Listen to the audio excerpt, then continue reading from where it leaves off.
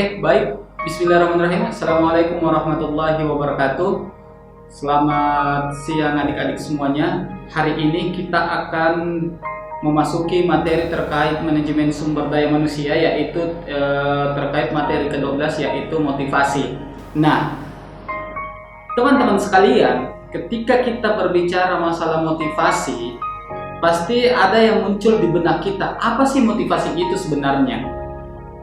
Motivasi, teman-teman, ketika kita berbicara secara umum, berarti motivasi itu adalah sebuah dorongan. Artinya apa? Sesuatu yang mendorong kita untuk melakukan sebuah sesuatu. Apakah itu motivasi baik dalam internal keluarga, ataukah dari faktor eksternal maupun faktor-faktor internal lainnya. Nah, di sini motivasi adalah sebuah alasan atau dorongan seseorang untuk bertindak. Alasan atau dorongan itu bisa datang dari luar maupun dalam diri seseorang. Sebenarnya ada dua motivasi, teman-teman. Yang pertama adalah motivasi langsung atau yang biasa disebut dengan direct motivation, atau motivasi yang tidak langsung atau biasa disebut dengan indirect motivasi. Nah, motivasi langsung adalah terkait masalah material dan non material yang diberikan secara langsung kepada sistem individu karyawan untuk memenuhi kebutuhan seperti kepuasannya. Jadi sifatnya khusus seperti pujian. Contoh seperti ini. Ketika pimpinan kita di dalam sebuah lembaga atau perusahaan memuji kinerja kita, weh bagus mintong kau deh. Seandainya kau tidak ada kebakalan bersih di kantor. Wih bagus mintong kau kerjamu deh apa. Akhirnya orang merasa dihargai dengan kerjaannya. Itu adalah sumber motivasi seseorang secara langsung sehingga dia lebih meningkatkan kinerjanya. Nah, mana yang dikatakan motivasi yang tidak langsung? Yaitu motivasi yang memang diberikan kepada haknya karyawan atau pegawai, contohnya adalah gajinya, upahnya. Tetapi yang paling sangat berpengaruh, teman-teman, adalah motivasi langsung, yaitu ketika hubungan emosional seseorang, hubungan emosional seorang pemimpin dengan hubungan emosional seorang karyawannya itu menyatu.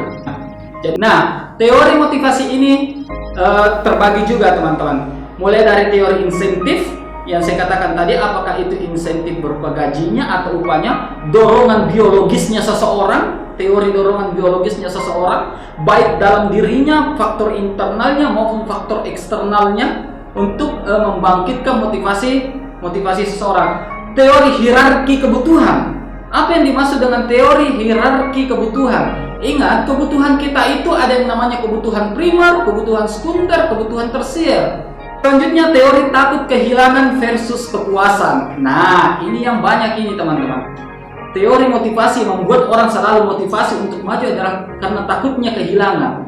Biasanya kita, kalau misalkan sebuah pimpinan perusahaan atau manajer pimpinan dalam lembaga maupun kepemerintahan, karena adanya teori takut kehilangan atau kepuasan dengan jabatan yang dia duduki sekarang itu, yaitu teori kehilangan, dia berada pada zona nyaman. Ketika orang berada pada zona nyaman, hal inilah yang selalu membuat memotivasi dia untuk selalu bertahan pada keadaan itu. Pokoknya dia sudah merasa nyaman loh, dia sudah merasa puas loh. Nah, makanya tapi ini hati-hati yang seperti ini. Karena kenapa? Meskipun dia selalu termotivasi untuk mempertahankan misalkan jabatan itu atau kekuasaannya itu, hati-hati. Orang yang berhasil itu adalah orang yang bisa keluar dari zona nyaman. Oke, saya rasa itu terkait masalah materi motivasi kita, teman-teman. Jadi saya rasa cukup teman-teman sekalian untuk pertemuan kita pada hari ini dalam mata kuliah manajemen sumber daya manusia dengan teori metode motivasi. Akhir dengan ucapan wallahu muwaffiq ila aqwamit thoriq. Wassalamualaikum warahmatullahi wabarakatuh.